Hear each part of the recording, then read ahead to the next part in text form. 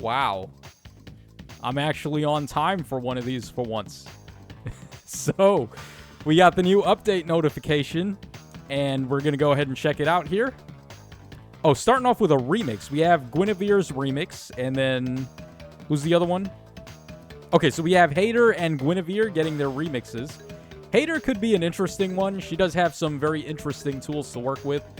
Guinivere, on the other hand, not expecting much. This is like one of the worst legendary hero releases of all time. I still, to this day, don't know why she's a legendary hero, but she is.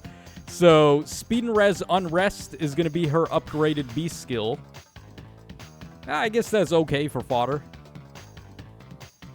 Yeah, I guess it's okay. Alright, and then her new C skill is going to be New Way 2. If a skill compares units res to foe or allies res, treats res as if granted +5. For unit and allies in 3 rows of 3 columns centered on unit, grants all stats of 5 to... grants all stats of 5, unit or ally deals +7 damage.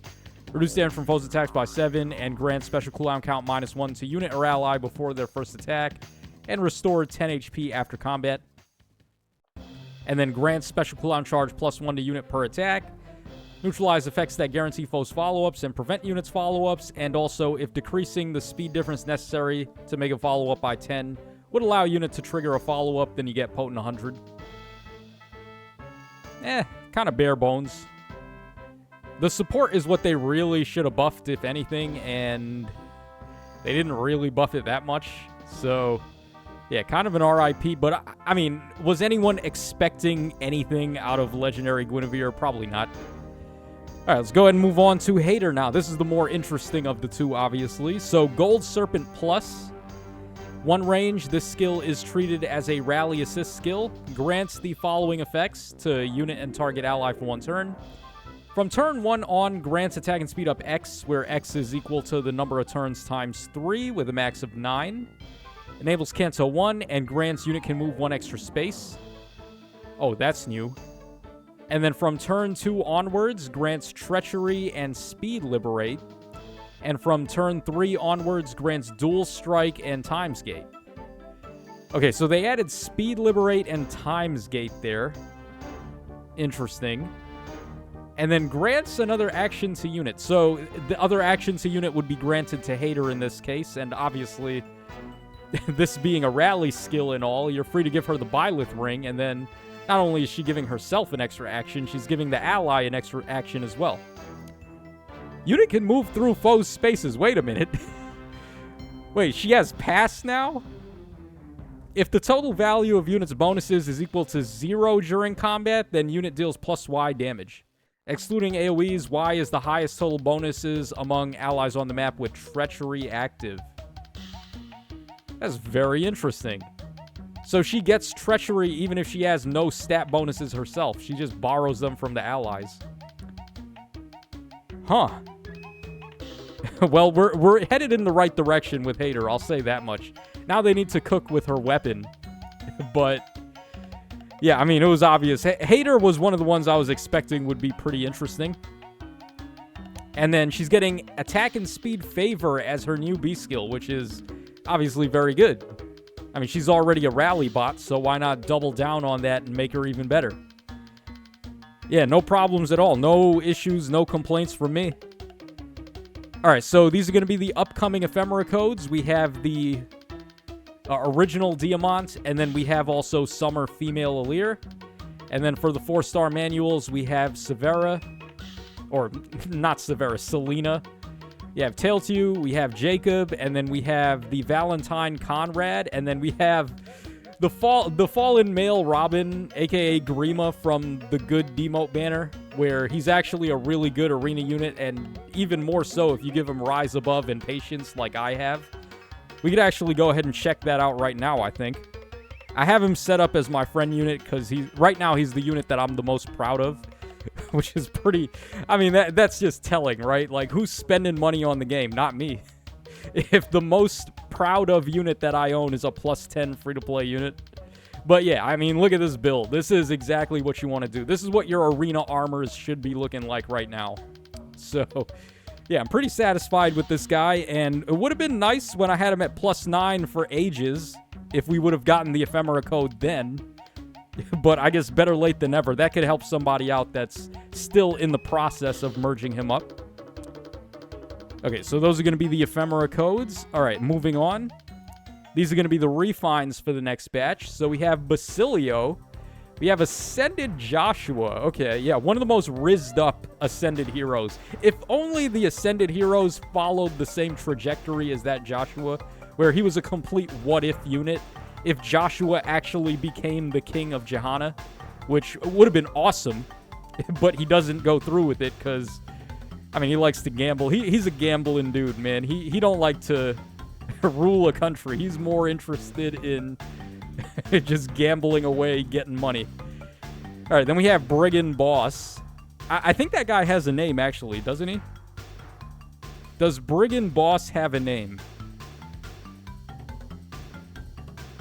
I actually have no idea at the moment. What is his name? Does he have a name? Or is he literally just Brigand Boss? All right, whatever. He's getting a refine, and then obviously the two remixes, Heidr and Guinevere. And then we have Hugh, and then we have the Shanna, the Bride Shanna. Yeah, not going to be as interesting, obviously, as Bride Katria. That was a very long-awaited refine, but doesn't look like anything in here is all that long-awaited, although there is definitely going to be hype for Ascended Joshua. All right, let's see what else we got. More Memento events. Okay, this time it looks like Alphonse has a treasure map.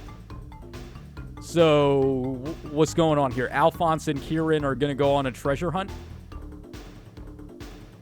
Okay. Sure. All right, we're getting an update to the Bolt Tower in Aether Raids, so you can level that up to level 15.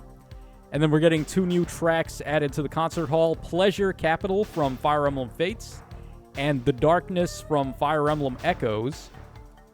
All right, Summoner Duel's cap is being upgraded for your favor level. You can get 6,900 favor. All right, we're getting 2 new heroes added to the Heroic Grails. Anna and Michelin, which should be a +10 priority for a lot of players. So it's going to be really hyped to be able to get him to +10 finally. And then other changes. An issue regarding the effect of Lake Jarn, Flame Miracles, resolving Flame Sea skill will be resolved. So they're fixing the issue there. If you guys don't know what that was, basically Lake Jarn overwrit the ice tiles and then completely deleted them, even though that's not how it's supposed to work. What's supposed to happen is when the ice tiles get erased, if it's by Corrin Ring or Corrin herself, they're supposed to get replaced by the vine tiles.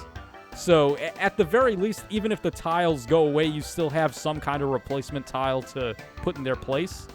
But as it stands right now, Lake Jarn just melts the ice and gets rid of everything. So, yeah, I mean, honestly, wouldn't it be in character for Lake Jarn to destroy the vine tiles as well? Because it's not like fire is only good against ice. Fire is pretty good against grass, too, right? Like, where are my Pokemon fans at? Fire should be able to burn the vine tiles away. You guys with me on that one? Well, I guess Insys ain't, because they're fixing it. All right, and then also, Guinevere's icon will be adjusted. That's weird. Is this the first time we've had an icon adjustment? I can't even tell what the problem is. Like, what is wrong with her icon? Huh. It's kind of weird. Yeah, you guys at home will be able to fill me in on that one. And then an issue causing the Yunaka's aided accessory to be displayed during the Hero's Journey Memento event. Archive of the East Raging Blizzard, when it should not be, will be resolved. That is weird. Baldur Eternal Shimmer's sprite will be adjusted. They mentioned that as well. When her sprite has a different weapon equipped, it shows up still as having her preference weapon. So, yeah, they're going to go ahead and fix that. Just a couple of minor changes there, just like quality of life stuff. And yeah, that's basically everything for this batch. Let me know what you guys think in the comment section down below. Which one of these refines or remixes are you most looking forward to? Actually, for me, out of this batch, I would say it's definitely Ascended Joshua.